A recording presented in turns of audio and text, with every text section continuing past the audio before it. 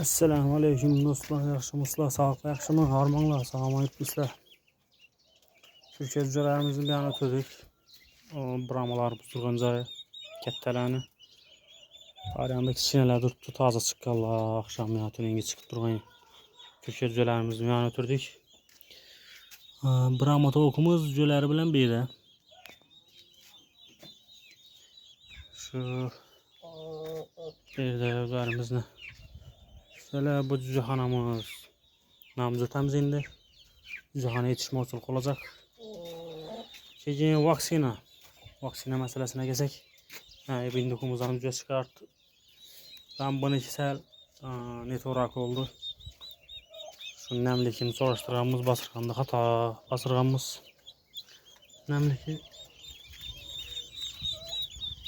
hisob kitob etgan ekanmiz.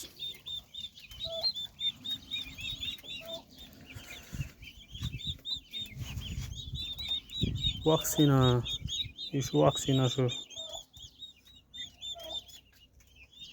Allah soğuta. Şu yuvaya soğuk.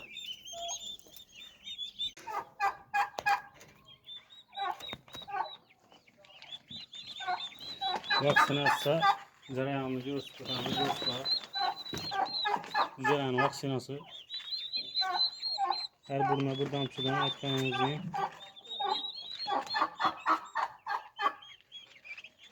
doğrusu çok vaktim alacak tuttu bu. İlaç yok. Vaksina götürmesek bu muydu? Ne gör kursula.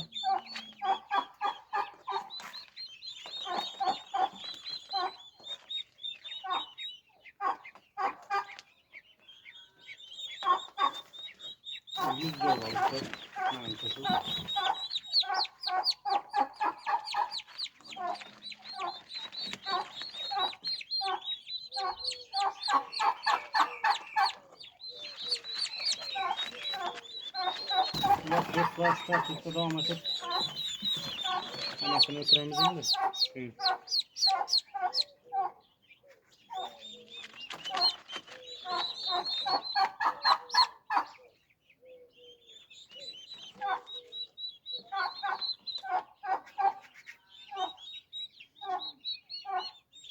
Seher şamallı şu an üzerlerinin bunları koşu var ekan.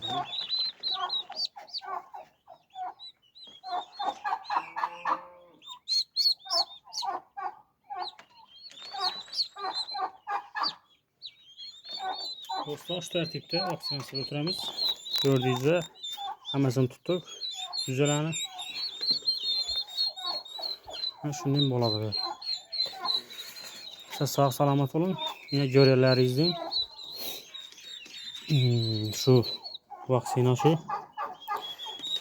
Dişi mana. Basota.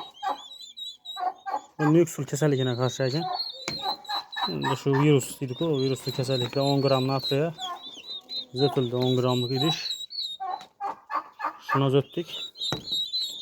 Shunda endi o'tiramiz hammasini. Do'stlar sog' bo'ling, salomat bo'ling.